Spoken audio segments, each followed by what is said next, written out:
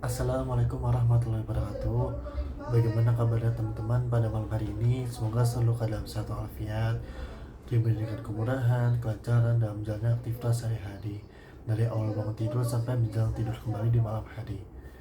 Teman-teman, pernah gak sih kalian tuh merasa ingin memulai sesuatu kebiasaan baru tuh sulit banget? Terkadang kita sudah hampir siap melaksanakannya, tapi di tengah jalan ada aja kita kendalanya. Entah kita rasa malas, bingung, atau mungkin bosan dengan kebiasaan-kebiasaan kita lakukan pada saat itu. Jangan khawatir teman-teman, tidak semua orang pernah mengalami hal tersebut, tapi tapi banyak pula yang berhasil mereka membangun kebiasaan baru yang mana akhirnya itu menjadi habit baru untuk mereka. Gak usah langsung banyak bicara, langsung aja saya akan bahas hal tersebut. Sebelum mulai baca berita tersebut, aku mengambil materi pada video kali ini tuh dari buku Atomic Habit. Ini bukunya bisa dibeli di toko buku terdekat atau bisa beli di toko online terpercaya. Sebelum masuk ke materi pembahasan, saya akan menjelaskan terlebih dahulu prolog dari materi pada kali ini. Sebelumnya di Britania Raya, seorang ilmuwan melakukan penelitian terhadap 3 kelompok. Kelompok pertama adalah kelompok yang olahraga, mereka hanya melaksanakan olahraga.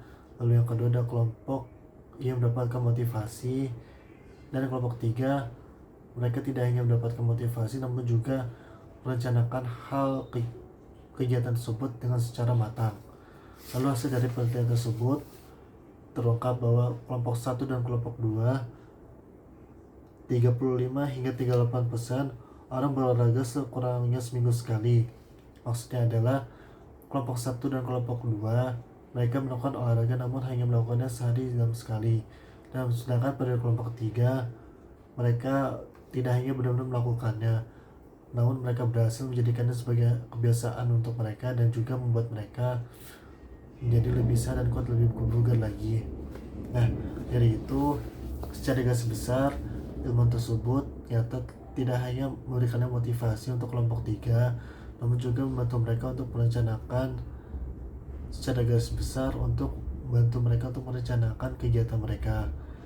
Rumus tersebut bagaimana cara mereka agar bisa melakukan kegiatan yang berfaedah dan menimbulkan buat habit kebiasaan baru adalah ketika situasi X muncul, aku akan melakukan tanggapan Y. Maksudnya adalah saat mereka mulai berolahraga, mereka tidak hanya memikirkan, aduh kapan saya akan olahraga, aduh kapan saya akan mulai berlari, namun mereka juga memikirkannya secara matang-matang. Contoh seperti ini. Hari ini saya akan lari di lapangan dekat rumah pada pukul sekian sekian sekian. Menarik bukan? Jadi intinya adalah mereka tidak hanya memikirkan kapan mereka olahraga atau tidak, tapi mereka melakukannya dengan mempertimbangkan waktu dan tempat pelaksanaan mereka akan olahraga.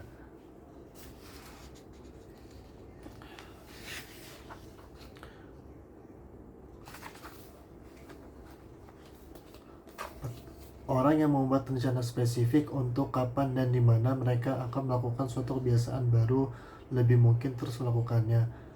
Maksudnya adalah orang yang merencanakan rencana secara spesifik, kemungkinan mereka untuk tidak melakukannya itu adalah kecil, karena mereka melakukan olahraga tersebut tidak hanya sebatas kegiatan, namun mereka menjadikannya sebagai kebiasaan.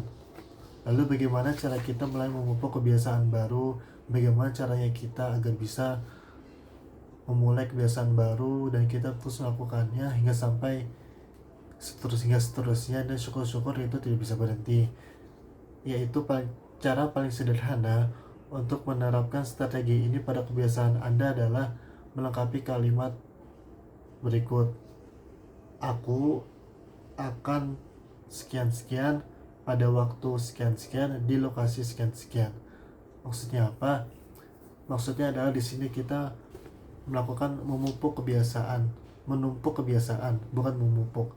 Maksudnya adalah setelah mereka melakukan kegiatan A, mereka akan langsung dengan merencanakannya secara spesifik, mereka akan melanjutkan kegiatan tersebut secara spesifik, matang, dan juga dengan detail. Maksudnya adalah mereka berusaha untuk tidak membiarkan jamnya itu longgar sedikit pun. Mereka menggunakan waktu dengan sedetail mungkin, sebaik-baik mungkin, dan serapat mungkin agar mereka dapat menciptakan habit baru, dapat menciptakan pola hidup yang baru dan lebih baik lagi dibandingkan dengan sebelumnya. Mungkin dari saya itu cukup. Terima kasih atas perhatiannya. Kalau lebih mohon maaf. Wassalamualaikum warahmatullahi wabarakatuh.